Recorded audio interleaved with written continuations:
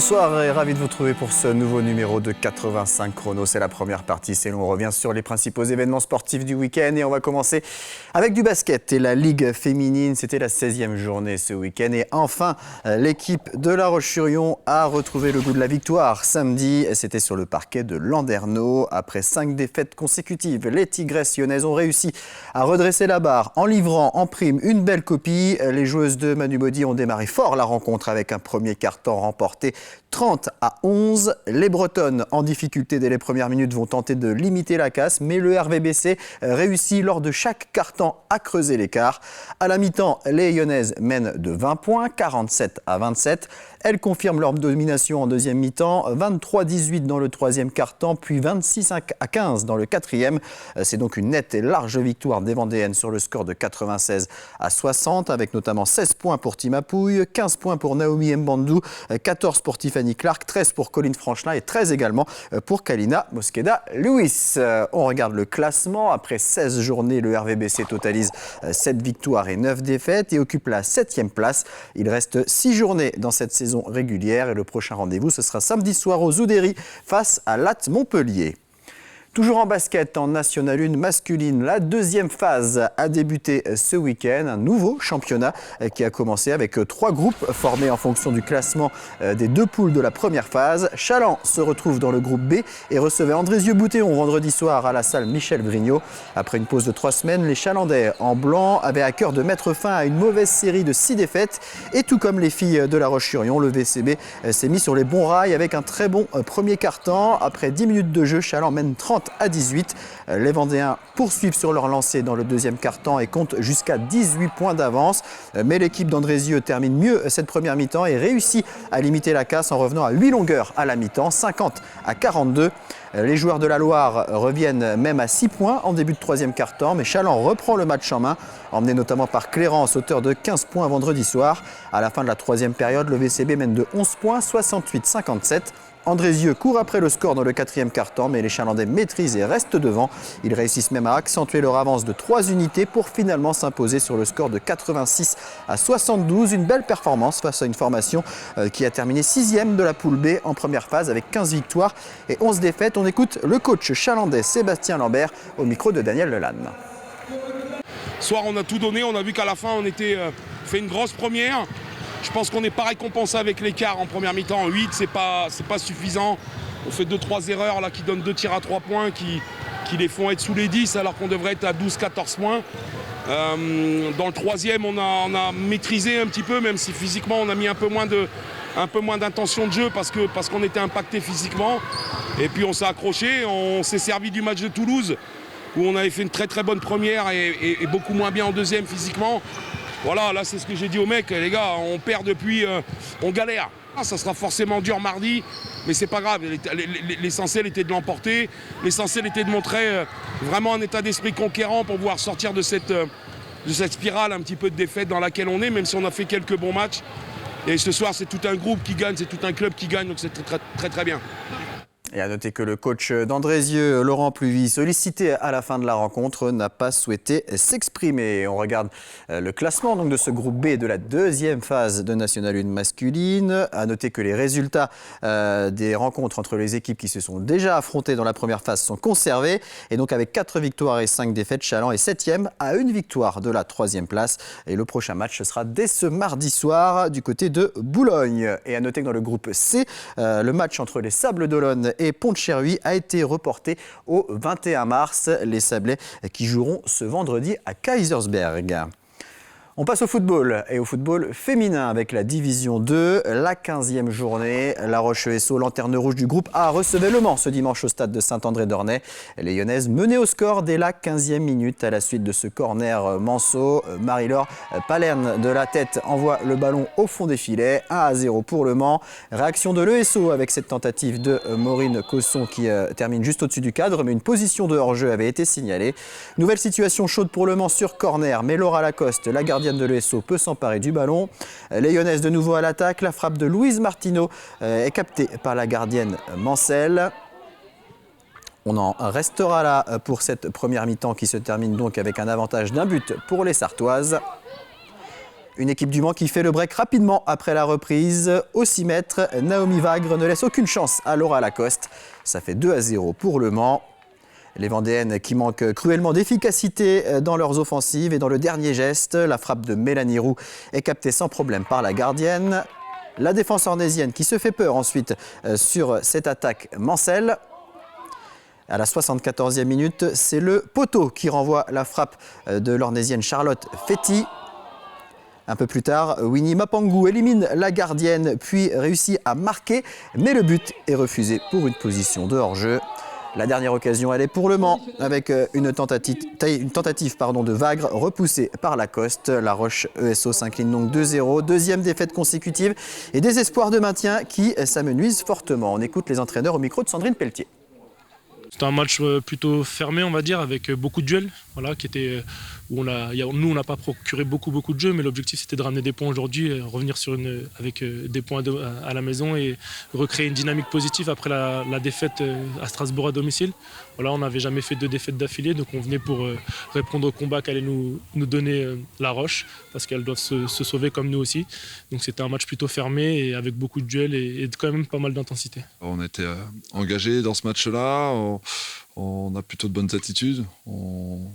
On propose aussi un peu de jeu, notamment en première. Et puis malheureusement, à l'image de la saison, on manque d'efficacité à la fois devant et derrière parce que voilà, on ne constate pas grand-chose en première mi-temps. Un coup de pied arrêté. Et voilà, on n'est pas attentif comme il faut. Et donc on encaisse ce but après 2 têtes consécutives. On a manqué de justesse dans les derniers gestes, dans la dernière passe, la frappe également une fois ou deux. Et puis après, en deuxième mi-temps, malheureusement, on prend un but d'entrée sur une touche où on n'est pas attentif.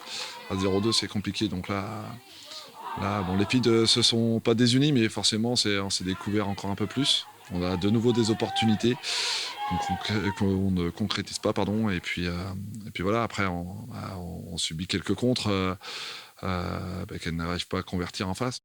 La Roche ESO qui est dans une situation plus que délicate avec une 12e et dernière place à 8 points d'Orléans, la première équipe non relégable, car on le rappelle, les 6 dernières équipes seront reléguées. Le prochain rendez-vous pour la Roche ESO, ce sera le 26 mars, de nouveau à domicile face à Strasbourg. En handball, ça se complique aussi pour Pouzauges, battu sur le terrain d'Hennebon lors de la 18e journée de National 1 masculine. Score final 26-19. Hennebon concurrent direct pour le maintien avec 4 victoires, 1 nul et 13 défaites. Le PVHB est lanterne rouge. Le prochain match, ce sera samedi prochain à Saint-Cyr. Et puis en National 1 féminine, c'était la 19e journée. La Roche-sur-Yon s'est imposée sur le terrain de la lanterne rouge Cognac, 21-16. C'est la 7e victoire des Lyonnaises qui sont 8e au classement, à égalité de points avec le 6e. Prochain rendez-vous samedi à domicile contre Côte-Basque. Toujours en handball et toujours avec l'équipe de La Roche-sur-Yon, mais l'équipe 2 cette fois en National 2 féminine, la 16e journée et les Lyonnaises qui recevaient Blanquefort samedi soir à la salle Omnisport. Des Lyonnaises en rouge, Blanquefort est en vert. Une première mi-temps très disputée, mais si pendant une grande partie La Roche est devant, 4-3 à la 10e minute, 6-5 à la 20e minute. Il faut attendre la 26e minute pour voir 2 buts d'écart, mais 2 buts d'écart en faveur de Blanquefort qui mène alors 9-7. Les Lyonnaises se ressaisissent et à la fin de la première mi-temps, les 2 équipes sont à égalité. 11 partout, une pause visiblement très bénéfique pour les Vendéennes qui attaquent la deuxième période tambour battant avec 3 buts d'affilée qui leur permettent de mener 14-11. Un écart de 4 buts ensuite à la 41e minute, 18-14. L'équipe de La Roche reste dominatrice tout au long de cette deuxième mi-temps. L'écart grimpe à 7 buts à la 51e minute, 24-17, emmené notamment par Victoria Battista, meilleure buteuse de La Roche avec 7 buts. Les Lyonnaises enfoncent le clou dans les dernières minutes, 29-20 à 1 minute de la fin. Blanquefort réduit l'écart en inscrivant les 2 derniers buts de la partie. Score final 29-22. Les réactions des coachs au micro de Sandrine Pelletier. Match avec 2 visages. Première mi-temps où on est au combat, on est bien, quelques erreurs qui ne nous permettent pas de passer devant. On se retrouve avec 11-11 dans la mi-temps. On a essayé de régler amélioré 2-3 choses à la mi-temps, mais ça s'est écroulé en 5 minutes au début de deuxième mi-temps et après ça a été galère. On n'a plus la fibre, le mental pour réussir à rebondir là-dessus. Elles ont vécu une saison difficile l'année dernière et on s'est maintenu à la dernière journée. Là, cette année, il y a eu un changement d'entraîneur, ça n'a pas fonctionné, donc elles ont revécu un début de saison compliqué. Moi, je reviens depuis janvier là et du coup, elles sont dans le doute, et du coup, très compliqué à faire rebondir les filles. Un grand bravo aux filles. On a livré une deuxième mi-temps comme on voulait, comme on avait envie de livrer la première, mais on n'a pas été en mesure de le faire en première mi-temps. On avait parlé d'un match potentiellement piège et en première mi-temps, on se retrouve à défendre très fort, mais pas être capable de monter les balles, pas être capable d'être patiente en attaque placée. Donc on arrive à la mi-temps à 11-11 et finalement c'est plutôt pas mal. La consigne de la mi-temps c'est de continuer à défendre très fort. On a Ruth qui fait encore une belle partie dans les buts et par contre de monter toutes les balles parce qu'on sait qu'à partir du moment où on va courir et gagner ces 10 premières minutes de la deuxième période qui sont essentielles, on fait un 4-0 je crois. Derrière le match on va se le rendre plus facile et tout le monde va se libérer et du coup on a pu faire tourner et ça s'est très bien passé. Et on regarde le classement. Les Lyonnaises sont confortablement installées en milieu de tableau à la 7e place. Prochain match samedi chez le 10e au Nice La Rochelle-Périgny. Toujours en handball en National 3 masculine lors de la 15e journée. Le Slam s'est incliné à Segré 31-25. 10e défaite du Slam qui est 11e et avant-dernier. Prochain rendez-vous le 25 mars à domicile face à Lezay-Celle. On jouait également en National 3 féminine la 16e journée. Et l'équipe des Herbiers s'est inclinée d'un petit but à domicile face à Jouer les Tours, 24-23. 14e défaite des Herbretaises, toujours lanterne rouge. Il reste 6 journées et samedi prochain, l'équipe des Herbiers se déplacera à Saint-Jean-de-Breil. Du rugby maintenant avec la 17e journée de Fédéral 3, l'avant-dernière de la phase régulière. Le FCY, l'équipe de La Roche-sur-Yon, s'est imposé à Pulborough 15-13. Le FC Lyonnais, leader, assuré de terminer en tête de cette poule 18. Victoire également des Sables d'Olonne sur le terrain du 15 de l'Erdre, 34-12. Le Rugby Club Sablé 2e avec 5 points d'avance sur Angers 3e. La dernière journée aura lieu le 2 avril. Le FCY recevra Angers et l'équipe des Sables affrontera Parthenay. Allez, d'autres résultats avec du volleyball maintenant. En National 3 masculine, la 16e journée et la défaite à domicile de Boufféré 3-7-2 face à Puy-Gouzon-Castelnau-Lévis. L'équipe de Boufféré empoche tout de même 1 point. Boufféré est 10e avec 2 points d'avance sur la zone rouge. Prochain match dimanche à Nantes. Et puis en National 3 féminine, l'AS Landaise a fait sensation en allant s'imposer à Nantes 3-7-1. Deuxième victoire de la saison pour l'équipe des Landes-Génusson qui est 10e et donc qui n'est plus relégable. Prochain rendez-vous dimanche à domicile contre Montgermont 9e. Allez, un mot d'athlétisme avec les championnats de France de cross-country. C'était ce week-end à Carhaix dans le Finistère. Plusieurs athlètes vendéens étaient présents et l'un d'entre eux a décroché le titre national. Sébastien Couton de l'Athlé Bocage Vendée est devenu champion de France dans la catégorie Master 3 et plus. À noter également la 16e place de Romain Mornay de la CLR sur le cross-long masculin. Il est 13e français. Valentine Chaplotte de l'Athlé Bocage Vendée termine 18e et 12e française sur le cross-court féminin. Allez, quelques images de Palais maintenant avec la finale de la Coupe de Vendée de Palais-Fonte. C'était samedi au complexe sportif de Montournay. C'était la 3e fois que la commune accueillait cette compétition qui existe depuis 1987. On retrouvait les 7 clubs qui avaient remporté leur ticket pour cette finale à l'issue de 3 tours de qualification. Au total, 286 joueuses et joueurs étaient réunis. En finale, on retrouvait 2 équipes du même club, le club de Sérigné avec 2 duos. Thierry Gautron, le président du club, associé à Damien Gillier d'un côté, et puis Julien Landrerie et Alexis Favrin de l'autre. Et c'est l'équipe de Thierry Gautron et Damien Gillier qui l'a emporté sur le score de 15-6. Une première pour Thierry Gautron qui a déjà été 2 fois finaliste malheureux, notamment en 2022. On va écouter les vainqueurs et un des finalistes au micro de Daniel Lelanne. Moi, ça fait déjà la 3e que je fais et c'est vraiment la première que je gagne. J'ai perdu 2 fois en finale de coupe et voilà, gagner c'est toujours bien. Tout est difficile en fait, c'est la première partie, les qualifs et la première partie principale. Et après, en fait, tout est dur parce qu'il faut quand même jouer Ouais, faut jouer quoi, parce que rien n'est simple. Devant une plaque de plomb, moi je sais que je connais personne en fait, hein. Je connais que mon collègue, qui que ce soit mon collègue, mais les adversaires en fait, je sais pas qui c'est. Et voilà, c'est comme ça et on peut pas gagner en faisant du sentiment, c'est pas possible. La qualité, beaucoup de concentration. Énormément. Ouais. Tout se joue dans la tête. Ouais, et puis la maîtrise du geste, quoi, en fait. C'est ça qui commande ça. La maîtrise, on l'a tous, mais savoir gérer le stress et tout, ça c'est hyper important. On aurait toujours forcément voulu la gagner, mais bon, ce soir, ils ont été plus forts que nous, donc ça va de faire mieux la prochaine fois. Qu'est-ce qu'il a manqué? Un peu de régularité dans le jeu, un peu plus de plaçage, de tir, c'est un peu plus de niveau de jeu, on va dire. Pour le club, c'est une journée qui est parfaite. Là, on se retrouve en finale du même club, donc c'est très bien.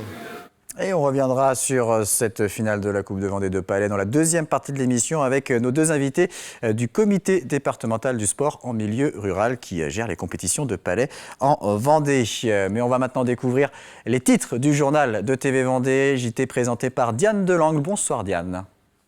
Bonsoir Aurélien, bonsoir à tous. Au sommaire de cette édition du lundi 13 mars, les maternités de Fontenay-le-Comte et des Sables-d'Olonne vont-elles fermer? C'est une des conséquences possibles de la mise en place prochaine de la loi Rist. Notre journaliste Alix Lanos nous expliquera la situation. Plus de dessertes en Vendée sur la ligne ferroviaire La Roche-sur-Yon-La Rochelle. C'est la demande des élus du Sud Vendée alors que seul Luçon est desservi pour le moment.